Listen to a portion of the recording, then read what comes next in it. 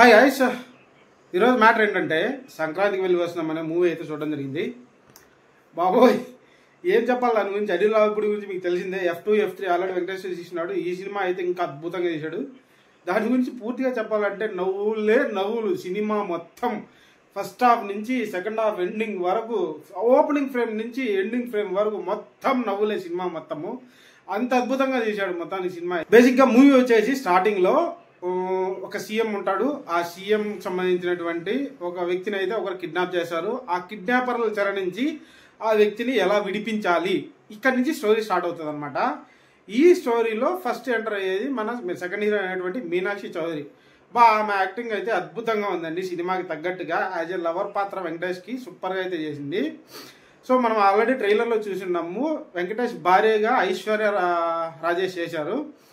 ఆమె యాక్టింగ్ అయితే చూడాలి, ఇంకా చాలా అద్భుతంగా ఉంది. యాజ్ ఎ వైఫ్గా చాలా అద్భుతంగా చేశారు ఆమె అయితే.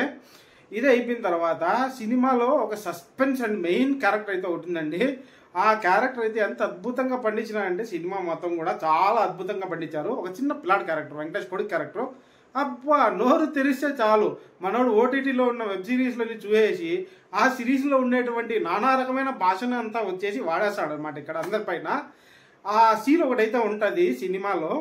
ఆ సీన్ చూసారంటే మీరు పక్క నవ్వడం అయితే గ్యారెంటీ అండి థియేటర్లో. అని చెప్పాలంటే సినిమాలో ఫస్ట్ సాంగే బాగా హిట్ అయిన సాంగ్ ఉంది కదా, గోదావరి గట్టు పైన రామశిల్కరం అనే సాంగ్. ఆ సాంగ్ అయితే స్టార్ట్ అవుతుంది అనమాట. ఆ సాంగ్ మనకు ఇక్కడ ట్రైలర్ ఎంత ఇదిగా చూపించారో, అంటే సాంగ్ ట్రైలర్ మాత్రమే, సినిమాలో ఆ సాంగ్ చూసారంటే నవ్వి పడిపోతారు. అంత అద్భుతంగా ఉంది అనమాట. ఆ సాంగ్ అయిపోయిన తర్వాత నేను చెప్పిన సీక్వెన్స్ అయితే వస్తుంది అనమాట. ఆ కొడుకు తిట్టే బూతులు, బాబోయ్ ఎన్ని బూతులు ఉంటాయి, అన్ని బూతులు తిడతాడు. అవన్నీ మ్యూట్లో ఉంటాయి, మనకి వినపడవు, మనకి చెప్పరు. ఆ వెబ్ సిరీస్లు చూసి పిల్లకాయలు ఎంత ఏమడి దాంట్లోకి ఎంత అలవాటు పడుతున్నారు, దాంట్లోంచి ఉన్న కంటెంట్ని ఎలా తీసుకుంటున్నారు అనే విషయాన్ని ఒక ఇండైరెక్ట్గా చెప్పినట్లే అయిందనమాట ఆ పిల్లోడి క్యారెక్టర్తో. అంత అద్భుతంగా చేశాడు ఆ పిల్లోడు. ఎవరో కానీ బీభత్సమైన క్యారెక్టర్ది. ఇక సినిమా గురించి మాట్లాడుకుంటే మన వెంకటేష్ గారు అయితే కాప్ కదా, ఆ కాప్గా ఉన్నటువంటి వ్యక్తి ఎందుకు ఫైర్ అవ్వాల్సి వస్తుంది తన ఉద్యోగంలో నుంచి. తను అప్పుడు ఎక్కడుంటాడు సినిమా స్టార్ట్ అయ్యే సమయానికి, అసలు ఏం జరిగి ఉంటుంది, తన ఫ్లాష్ బ్యాక్లో తన ఉద్యోగం ఎందుకు పోతుంది, తన లవర్ నుంచి ఎందుకు వినిపోతాడు, ఇవన్నీ కూడా సినిమాలో ముందు పోను అర్థమవుతాయి అనమాట. చాలా క్లియర్ కట్గా చెప్పారు. సో అసలు మన వెంకటేష్ గారు అయితే ఆ రెస్క్యూ ఆపరేషన్కి ఎందుకు వెళ్తారు, ఆ సీఎంకి సంబంధించిన వ్యక్తిని తీసుకురావడానికి, అసలు అతను ఎవరు ఏమి అనేది అయితే స్టార్టింగ్లోనే తెలిసిపోద్ది. వెంకటేష్ గారు ఈ ఆపరేషన్ ఎందుకు ఒప్పుకుంటారు, అసలు సస్పెండ్ అయిన వ్యక్తి ఈ ఆపరేషన్ ఎందుకు ఒప్పుకుంటారు ఏమనేది సినిమాలో చూసి తెలుసుకోండి మీరు. ఎందుకంటే అక్కడ ఒక ట్విస్ట్ ఉంది. ఆ ట్విస్ట్ అందరికీ తెలిసింది మ్యాక్సిమం, కానీ ఇక్కడ చూస్తే మీకు ఇంకా బాగుంటుంది అనమాట. బాగా అనిపిస్తుంది కూడా. సినిమా చూసినంతసేపు అండి నవ్వులే నవ్వులు మొత్తం దుమ్ము లేపారు అంతే. అంత ఇదిగా కామెడీ అయితే పెట్టారు అనిల్ రావిపూడి. గేమ్ చేంజర్ దీనికి కంపారిజన్ చేస్తే గేమ్ చేంజర్లో నీకు కావాల్సిన సబ్జెక్ట్ అయితే వస్తుంది.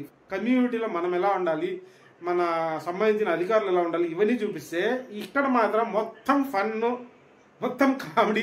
వెంకటేష్ గారిని ఎలా వాడుకోవాలో I mean as an actor అలా వాడుకున్నాడు అనమాట అనిల్ రావిపూడి. తనలో ఉన్న కామెడీ టైమింగ్ అంతా అయితే మొత్తం తీసి వదిలేయాడు అనమాట. మొత్తం ఆ రేంజ్లో చేశాడు సినిమాని. అండ్ ఇందులో అయితే నరేష్ వాళ్ళ అన్నగా అండ్ పార్టీ ప్రెసిడెంట్గా, నరేష్ సీఎం అనమాట ఈ సినిమాలో. పార్టీ ప్రెసిడెంట్గా ఉంటాడు ఒక వ్యక్తి. ఆ వ్యక్తి ఏమి టైమింగ్ ఉంటుంది ఆ వ్యక్తిలో, కామెడీ టైమింగ్ బీభత్సంగా చేశాడు అనమాట. ఈ సినిమాలో కూడా, మిగతా సినిమాల్లో చాలా బాగా చేశాడు ముందు సినిమాల్లో, ఈ సినిమాలో ఇంకా బాగా చేశాడు అనమాట. ఆ క్యారెక్టర్ని అంత అద్భుతంగా పట్టించాడు. ఆయనే తమిళ నుంచి వచ్చాడు ఆయన పేరు నాకు తెలియదు, మొత్తానికి చూసా కానీ గుర్తులేదు. ఆయన అనమాట యాక్టర్, చాలా బాగా చేశాడు. అండ్ ఇంకొకటి ఇక్కడ సస్పెన్స్ అండ్ థ్రిల్లర్ క్యారెక్టర్ ఉంటుంది. ఐ థింక్ ప్రీ రిలీజ్ ఉన్నప్పుడు అదే తన గురించి తన్ని మాట్లాడిచ్చారనుకుంటా. జైలర్ క్యారెక్టర్ అనమాట, ఒక జైలుకి సంబంధించిన జైలర్ క్యారెక్టర్.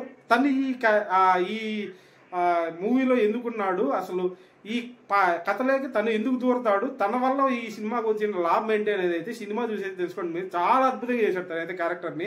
తన క్యారెక్టర్ నుంచి కూడా ఎంత కామెడీ మడుతుందంటే అంత కామెడీ మడుతుంది. ఇంకా సాయి కుమార్ గారు ఉన్నారనమాట. సాయి కుమార్ గారు చాలా లో వాయిస్ మాట్లాడుతూ ఉంటారు సినిమా మొత్తము. ఈయన ఈ జైలర్ కింద జూనియర్ అనమాట, ఆయన కానిస్టేబుల్. ఆయన సాయి కుమార్ని ఎంత ఆడుకుంటాడంటే ఈ జైలరు అంత ఆడుకుంటాడు. నువ్వు అసలు డైలాగ్ సెన్సే లేదా నీ దగ్గర, బేస్ వాయిసే లేదా అంటాడు. అప్పుడు ఎత్తుకుంటాడండి ఒక డైలాగు, బీభత్సంగా పేలుద్ది ఆ డైలాగ్ అయితే. మొత్తం చెవుల్లో రక్తం వచ్చేటట్టుగా చెప్తాను అనమాట సాయి కుమార్ గారు. అంత బాగుంది ఆ డైలాగ్ అయితే. అండ్ ఇంకొక మీటింగ్ మర్చిపోయండి, సినిమాలో గోదావరి గట్టుపైన సినిమా సాంగ్ ఉంది కదా, ఆ సాంగ్ అంతా విలేజర్స్ అంతా కలిపేస్తారు. విలేజర్స్ అంటే ఆ సాంగ్లో ఎవరెవరైతే ఏమేమి జరిగింటుందో వాళ్ళైతే ఖచ్చితంగా వేస్తారనమాట. అది బాగుంటుంది సినిమాలో చూడండి. మీరైతే చెప్పేది కదండి, నేనైతే రివీల్ చేస్తున్నాను మొత్తం ట్విస్ట్లన్నీ. సినిమాలో చూడండి ఇంకా అద్భుతంగా ఉంటుంది ఇది. ఇవన్నీ అయిపోయినాయి. ఇంకేమన్నా క్యారెక్టర్స్ అసలైన సీసన్ క్యారెక్టర్ ఉంది కదా, మర్చిపోయాను. ఆల్రెడీ నేను ఒక షార్ట్ అయితే పెడతాను ఇది సంబంధించి, ఈ పెద్ద వీడియో అయిపోయిన తర్వాత అది పెడతాను. దాని కింద ఇది కూడా పెడతాను అనమాట లింకు. ఆ షార్ట్లో సంబంధించి ఆ మ్యాటర్ ఏంటంటే పెళ్ళిళ్ళు ఉంటాయి కదా మొగుళ్ళు, ఆ మొగుళ్ళు పిల్లల దగ్గర ఏ విషయాలు చెప్పాలి, ఏ విషయాలు చెప్పకూడదు, ఏవి దాచాలి, ఏవి దాచిపెట్టకూడదు, ఇవైతే చాలా బీభత్సంగా చూపించాయండి సినిమాలో. అసలు వెంకటేష్ గారి లవర్ అయినటువంటి మీనాక్షి చౌదరితో ఉన్నటువంటి కొన్ని సీన్స్, వాళ్ళ భార్య ఐశ్వర్య రాజేష్ ఉన్నటువంటి కొన్ని సీన్స్ బీభత్సంగా వండాయి. అండ్ వీళ్ళిద్దరి మధ్యలో ఉంటుంది కదా ఐశ్వర్య రాజేష్ మీనాక్షి చౌదరి, వీళ్ళిద్దరి మధ్యలో ఉన్న కొన్ని సీన్స్ అయితే ఇంకా బీభత్సంగా పడ్డాయి అనమాట. అసలు వెంకటేష్ గారు ఒక్క లాస్ట్ ఫైట్ అయితే చేస్తాడు. ఆ ఫైట్ తను నేను చేశానా, నిజమేనా ఇది అని అనిపిస్తుంది తనకే. ఆ రేంజ్లో అసలు ఎందుకు ఫైట్ చేశాడు, దానికి కారణం ఏంటి, ఏమి అనేది ఇవన్నీ కూడా సినిమాలో చూసి తెలుసుకోవాలని నేను చెప్పగలను, కానీ రివీల్ చేయదలుచుకోలేదు. కాబట్టి సినిమాలో వెళ్ళి చూసేయండి మీరే. ఈ సంక్రాంతికి వచ్చిన 3 సినిమాలలో game changer, Daaku Maharaj and సంక్రాంతికి వస్తున్నా ఈ 3 సినిమాల్లో 3 డిఫరెంట్ జోనర్. గేమ్ చేంజర్ చూసుకుంటే మనకు పాలిటిక్స్ అండ్ మన కమ్యూనిటీకి సంబంధించినటువంటి ఈ విషయాల్లో అయితే జరుగుతుంది. డాకు మహారాజ్ అయితే ఇంకా బాలకృష్ణ గారికి సంబంధించినటువంటి మనకు తెలిసిందే అది ఎంత మాస్గా ఉంటుంది సినిమా, అలాంటి సినిమా అనేది.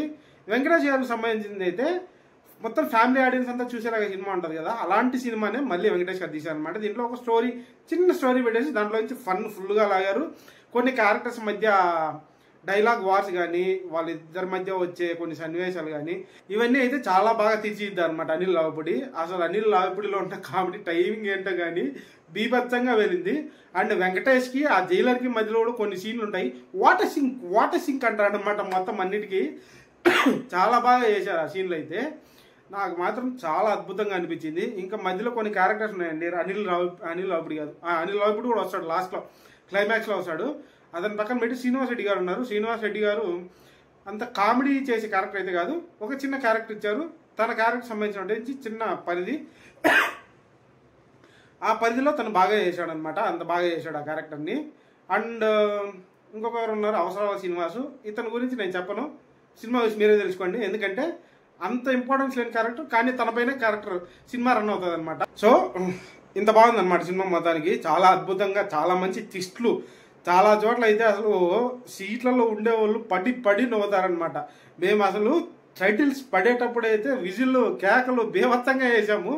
అవన్నీ వీడియో తీసుకోవాలని కుదరలేదు, కానీ మేము చేసిన అల్లరి అయితే అంతుందనమాట. గొంతు కూడా రాసైపోయింది, మీకు తెలుస్తుందో లేదో, అంత అద్భుతంగా ఉంది సినిమాలో. మేము అరిసిన గోవాలు కానీ, ఆడొచ్చిన సీన్లు కానీ అంత అద్భుతంగా చేశాము మొత్తానికి. సో ఈ సంక్రాంతికి మీరు చూడాల్సిన ద బెస్ట్ మూవీస్ ఏంటంటే, మీరు కొంచెం నాలెడ్జబుల్గా వెళ్ళాలనుకున్నట్టుగా గేమ్ చేంజర్కి వెళ్ళండి. ఫుల్ ఫన్ అండ్ నవ్వులే కావాలా మీకు అనుకుంటే మాత్రం సంక్రాంతికి వస్తున్నాకి వెళ్ళండి. మంచి మాసు భీము ధూమ్ అనే సినిమా కావాలనుకునేట్టుగా ఉంటే బాలకృష్ణ గారి సినిమాకి వెళ్ళండి. నన్ను అడిగితే ఈ 3 సినిమాలలో విన్నర్ గేమ్ చేంజర్ అంట. ఎందుకంటే అది సమాజానికి పనికొచ్చే సినిమా, కానీ మన జనాలు అలాంటి చూడరు. కాబట్టి మంచి ఫన్ అండ్ ఫ్రస్ట్రేషన్ కాదు, ఫన్ కామెడీ లాంటివి కోరుకుంటారు. కాబట్టి ఈ సంక్రాంతికి నన్ను అడిగితే విన్ అయిన సినిమా వచ్చేసి సంక్రాంతికి వస్తున్నాము. అంత అద్భుతంగా తీశాడు, అంత బాగా మలిచాడు అనమాట అనిల్ రావిపూడి. మీరెవరైనా ఇప్పటి వరకు సినిమా చూడకుండా ఉండేట్టుగా ఉంటే సినిమా వెంటనే వెళ్ళి చూసేసేయండి థియేటర్స్లోకి. మనకు అందుబాటు ధరలోనే టికెట్లు కూడా ఉన్నాయన్నమాట, ఏమీ పెద్ద కాస్ట్ లేదు. వెంటనే వెళ్ళి సినిమా అయితే చూసేసేయండి, అంత అద్భుతంగా ఉంది సినిమా. మిస్ అయినారో మంచి లాఫర్ మిస్ అవుతారు, మంచి టైమింగ్ మిస్ అవుతారు. ఈ సంక్రాంతికి మీరు మంచి ఆనందానికి మిస్ అవుతారు అనమాట. వెళ్ళి చూసేసేయండి తొందరగా.